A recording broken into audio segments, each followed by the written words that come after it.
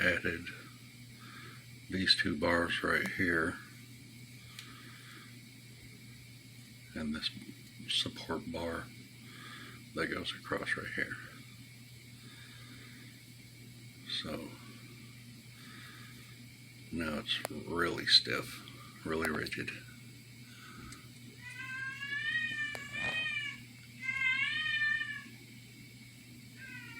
It's my daughter's cat named Dumpling. It's thunderstorming outside, so he's having a freak out mode. Yep. Decided to work on that one a little bit more. Add a couple more braces because the front still had some twist. So I'll use a straightened paper clip to point. I added this bar, which starts right here, off camera. Starts right here, joins in right here. This one goes from here to here, and then the one inside goes across right here, and that ties to the drive shaft hoop. I don't have anything going from there to here. It's all open in between there. I thought about putting a brace in here, triangulated, and I thought about doing another one in here, but I'm not gonna. So I've looked at it several times, and I don't need any more in that area, and it wouldn't look right, really. I'm talking about right here.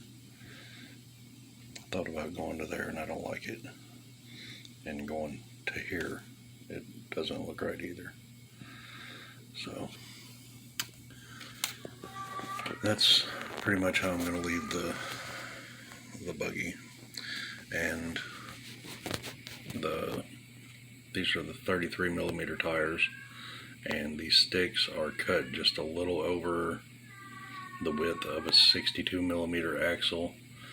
So when they're all pressed on, it's like 74 millimeters wide, I think. So with the bigger tires, it'll look really good. With these smaller 33s, it doesn't really look right to me. I mean, it does look good though. I've got one bar on the left side right here. This bar, I need to bring this part right here up.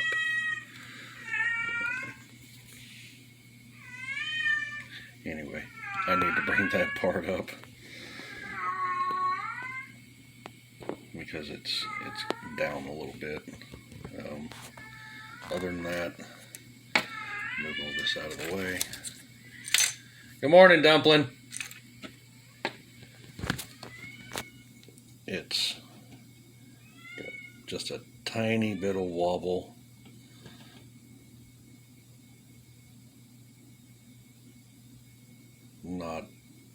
Not enough to matter. Once I get the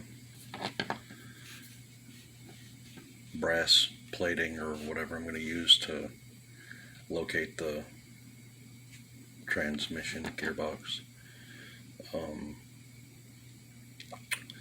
placement of the holes, the retainer holes, is all that's going to matter for the shocks and the Orlando cross member piece.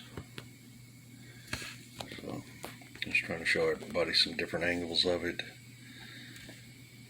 Pause it and eyeball it if you want to.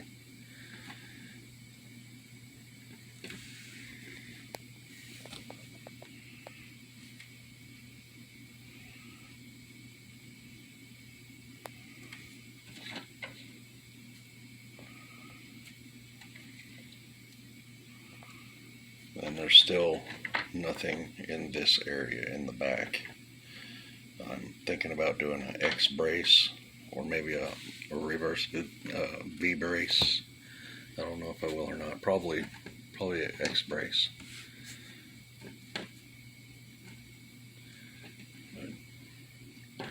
I've got it all wire brushed and filed and smoothed out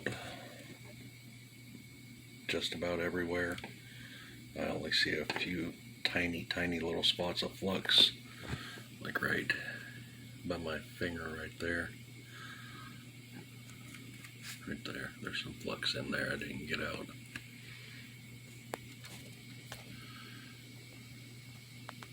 Very little flux left on it. I'll have to get some acetone and give it a good strip cleaning, and then maybe figure out what I'm going to paint it with. I know I've got some really expensive metal anodizing purple paint, VHT, that has to be cooked on basically. So I'm planning on using that on the Jeep, on the wheelies, on this one. That's going to be purple. Not sure. I've got some blue also somewhere, blue anodized type paint. I'm thinking I'm going to use it on this one because I've been looking at that blue Sharpie on there. The Sharpie I put on there that's going to be removed.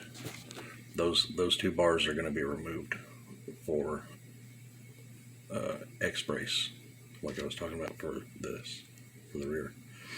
But I'm waiting on the body to come in so I can remeasure this, because this is probably going to be too long. I'm going to have to trim it, I think. And then after I get it to the proper length of the cab, then I'll do the cross brace, and yeah. But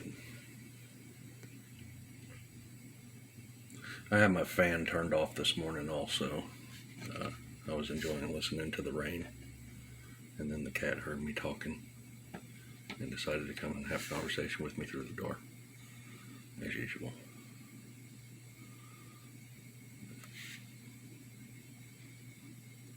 I know my progress is slow. I can usually slap the base of one of these chassis together in no time. Getting it all figured out is time consuming though. Figuring out exactly where to put all the braces, cutting them, measuring them, and then cutting them. And I will show this. Don't think I haven't made mistakes already. These 4 pieces right here have been sacrificed to the pile. I'm going to move all this out of the way, and I'll set my phone up and kind of, because this takes 2 hands to show what I was trying to accomplish with this one. Where's my camera? Steel block to the rescue. So these were 4 bars that I had bent.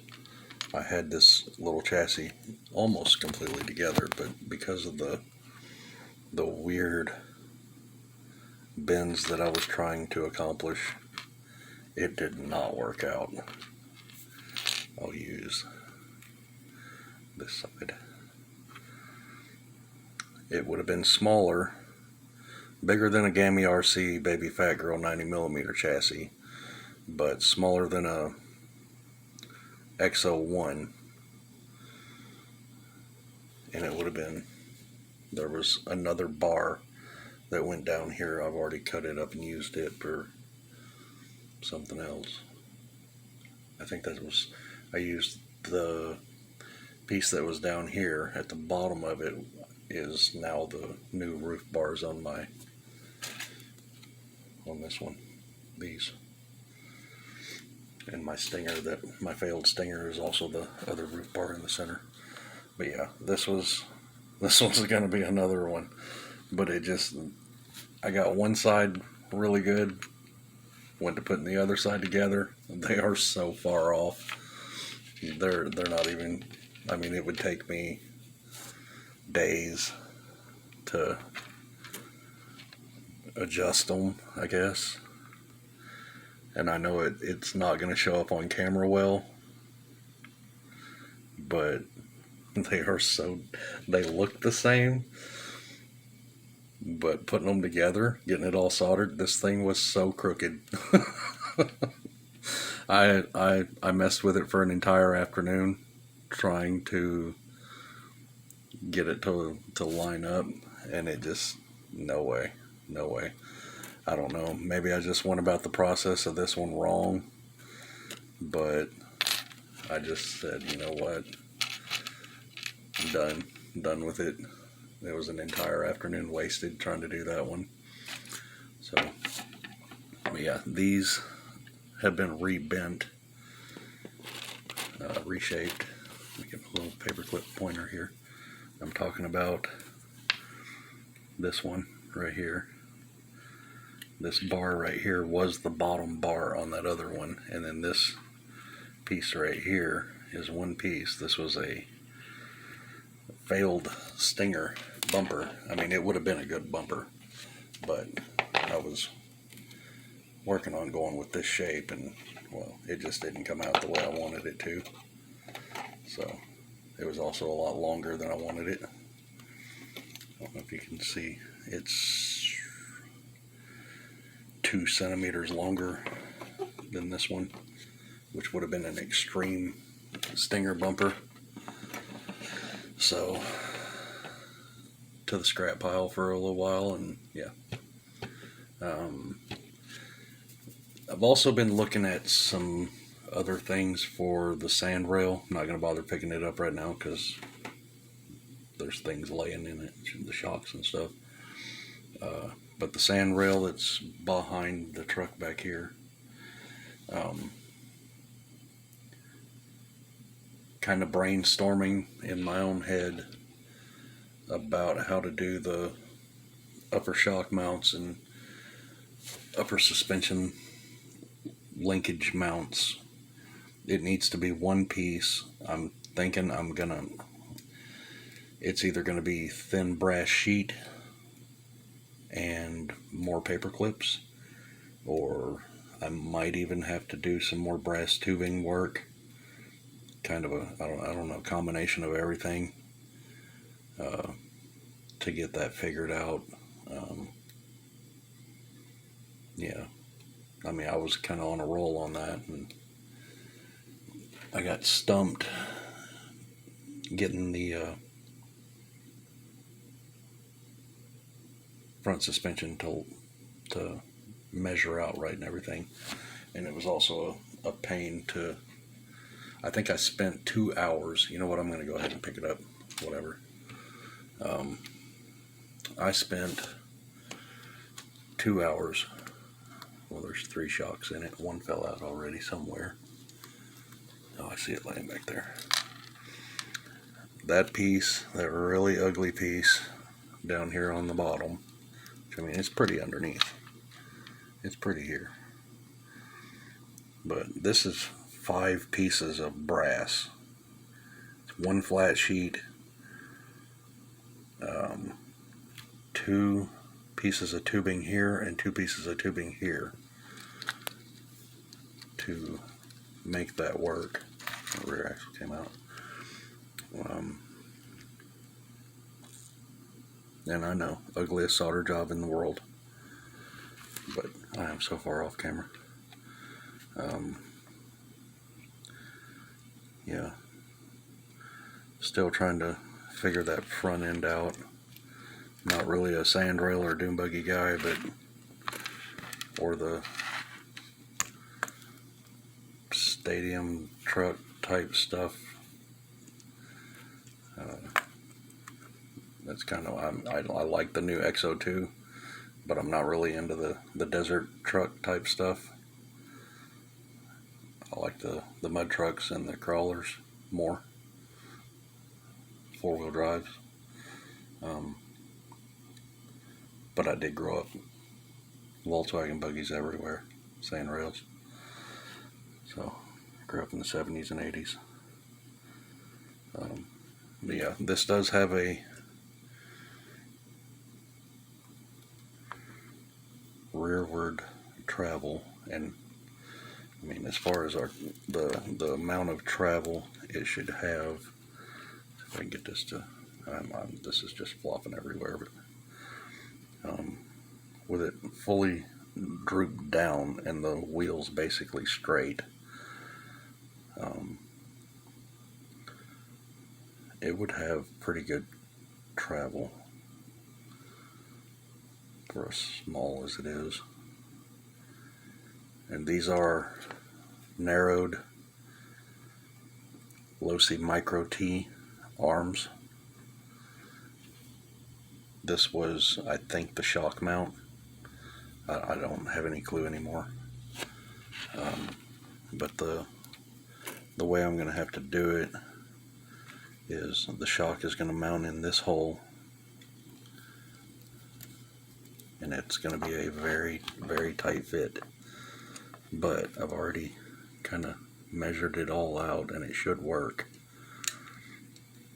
There's no real clearance issues. This is not going to work out for me to show on camera.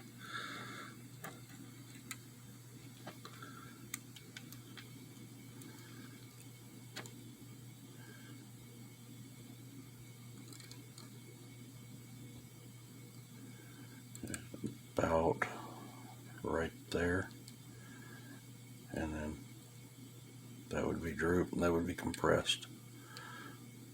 So if I can get that to line up just right,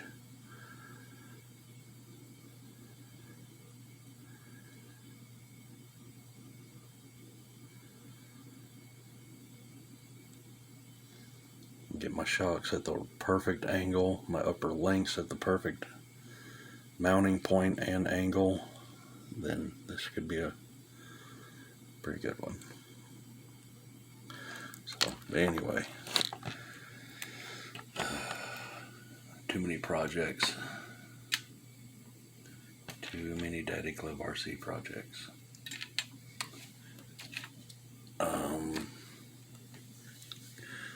And I was also on the sand rail. I don't plan on using those little tires and wheels. I might. I've got 6 of these. They were going to be on my rat rod aluminum Jeep Willys. I was going to make it 2-wheel drive rat rod on that chassis with that homemade front end brass and bamboo, but I'm thinking, since I'm doing a sand rail, replacing the wheels and tires and not using these tractor tires on it. Oh, I got the hiccups. But possibly using like some rubber O-rings just for the front tires, and go ahead and use the XL1 rears. So just a thought I had. I know I haven't had my coffee this morning. I'm scattered all over the place. Yeah, I did that last night. All those cross braces. So pretty good. But anyway, I'm just gonna go make me some coffee. Appreciate everybody watching. We'll see. I'll probably take a break until my Ranger body comes in and do a video showing that. And everybody have a good day.